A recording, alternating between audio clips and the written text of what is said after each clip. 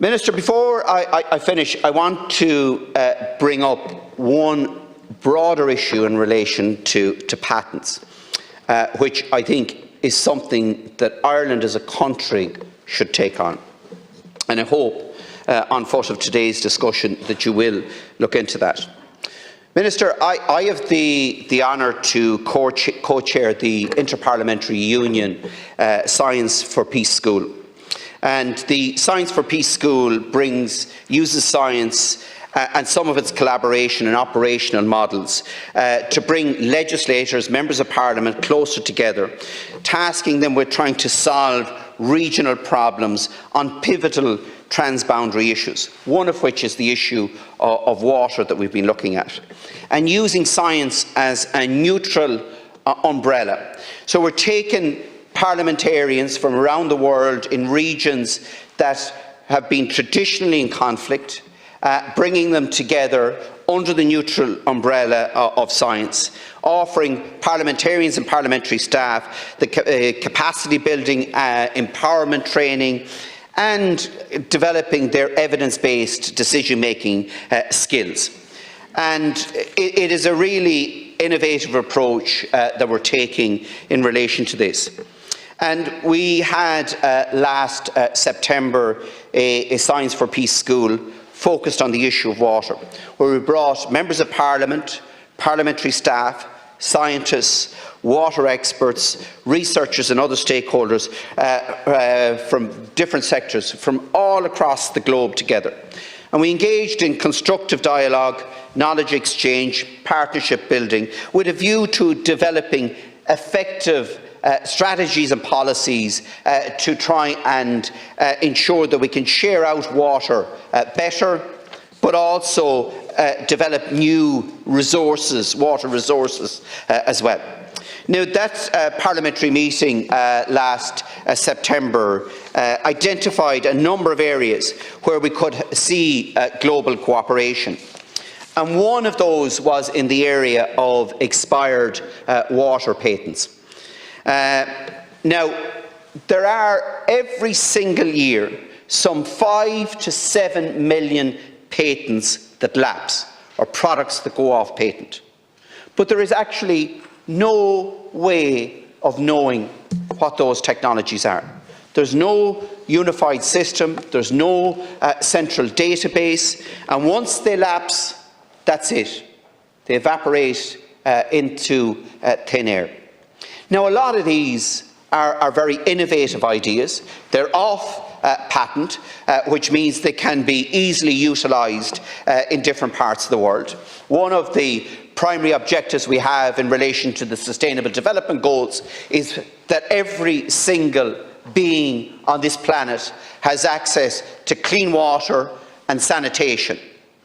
And there are an abundance of technologies out there that can do that are off patent, and yet no one knows about them. So one of the recommendations that the Science for Peace school made was to create a repository on water solutions and best practices, including patents that have now lapsed, to provide a comprehensive knowledge base that could actually be used and accessible in developing countries and in developed countries for that matter, in terms of addressing unique or challenging water problems. Now, this is just in one area that we're focused on the area of water. This could equally be applied elsewhere. But let's start with one route on it. This is an international group of people that have said this is an opportunity here to actually achieve the Sustainable Development Goals, to actually reduce conflict in regions of the world where there are problems with water resources, by actually using the knowledge base that is already there, that has already been developed, but is effectively and literally going down the drain, and no one knows what knowledge is there or what could be utilised or applied in different parts of the world. And I'd ask you, Minister, to look into this. And this isn't just me saying this, because we've all signed up to the WTO, the World Trade Organization, agreement on trade-related aspects of intellectual property rights, TRIPS. And Article 66.2 specifically addresses this issue of the facilitation of knowledge transfer and ensure that there is a responsibility on those that hold that knowledge to actually facilitate its transfer, particularly to the developing world. And the TRIPS agreement sets out that these patents should be, without discrimination, be made available and be applicable in different parts of the world where they could actually benefit individuals. Now, that requires two things to happen, Minister. One, there needs to be a flexibility in terms of supporting a viable technology base in some of these developing countries, because they just don't have the capacity in terms of it. You can give them the solution, but if they don't have the capacity to actually unlock that patent, utilise that patent and apply it on the ground, then it's of no use to them.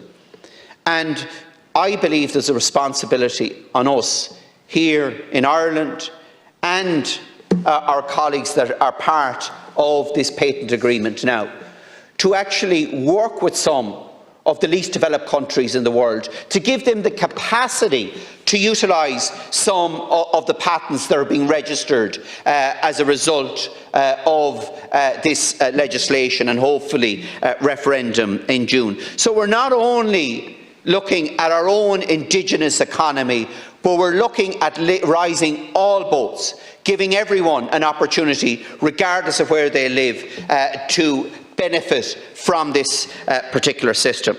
And the second thing is, Minister, that there are no clear incentives there to facilitate this knowledge transfer presently. Now, this is a global agreement, and it's there and it's gathering dust. We're not utilising it at all, even though there is a responsibility on those countries that hold these patents to facilitate their transfer to the developing nations. But if they don't have the capacity and they don't have the knowledge about it, then they're never going to be able to utilise them. So let's ensure that right across the member states that are bringing this legislation and this unified patent system into force, that we actually share that knowledge and that we work with developing countries so that they can facilitating them to utilise that knowledge to benefit their citizens and benefit citizens across this planet equally. Put in a very clear request in relation to the work for and the Science for Peace with the UN IPU, and I obviously recognise Ken Corley that Deputy Naughton, as he regularly does, and I think Deputy Stanton regularly does well, was wearing his Sustainable Development Goals badge, and I received a lovely badge in the post yesterday from the Century Girl Guides group in Dundrum, outlining their commitment. And obviously it is one of the SDGs to make sure that we have clean access to clean, safe water for everyone. And where there are lapse patents, I think it is an excellent case that he makes in relation to forming a central database or repository to make sure that they can be taken advantage of. There's a bit of work into it, and I think it's something that will require a genuine bit of collaboration and cooperation across jurisdictions, but perhaps the central administrative purposes of the UPC in due course will make this even easier. Dennis, thank you for bringing to my attention the work of the Science for Peace School, in particular their ambitions to create a repository on water solutions and best practices, including patents that have lapsed to address unique or challenging water problems. In considering how best to facilitate access to information required, I've asked the Controller of Intellectual Property, Mr. James Kelly, to bring this matter to the attention of the European Patent Office Observatory at the earliest opportunity. The EPO is a data-driven organisation which, among its many functions, maintains tools and databases with which patent data stored therein may be retrieved and analysed.